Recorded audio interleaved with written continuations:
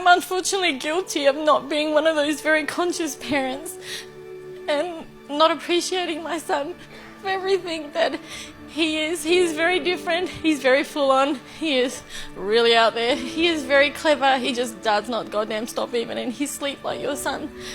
And I don't know how to deal with that shit sometimes, and I just lose it. And we were talking last night about how we speak to our son. And I know I'm not a bad mum. I know that I only did what I knew then. Yeah. How old's your son? He's 8. Beautiful. Do you know the best thing about this scenario right now? What? Do you know when a child's brain becomes fully developed? When they're about 10? No, 28. Oh, 20, oh, thank God, I can fix it. Yeah, you can. But here's what we need to understand as parents. Kids are loud, they're messy, they're all over the place, they're intense, and that's how kids are supposed to be. Kids aren't supposed to be well behaved. They're supposed to basically come into this world and flail their arms and find out where the boundaries are. That's what kids do. And our job as parents is to allow them to find those boundaries safely.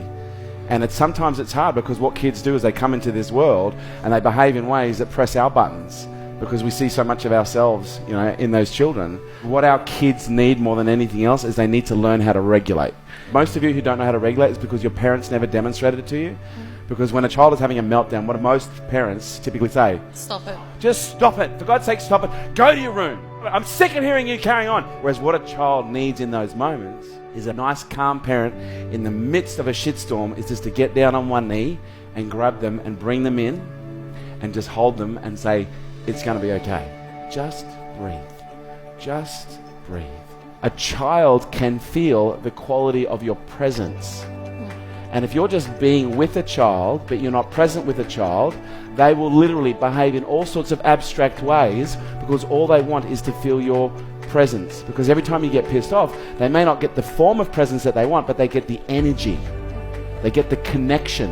It might be a fit of rage, it creates more pain, but there's a part of them that goes, finally, I'm connected. We need to understand when a child is upset, they just need to be shown how to regulate. And you've got another 20 years to work it out. And he'll push every button on the way, don't you worry. He goes, I'll keep pushing your mum. And I went, oh, fuck. Yeah? But that's their job. Their job is to make us strong, okay? Their job is to teach us. They're the greatest teachers you've ever had. Thank you. Thank you for sharing. 1, 2, 3. Honestly, this is my legacy. And there would be no greater gesture that you can do than to hand this down to the next generation. Show your kids how to regulate and demonstrate to them what calm looks like in the midst of a storm. But I do think parents need to understand the responsibility that is involved with bringing up a child. You've got to ask yourself the question, what kind of a world are we trying to create here?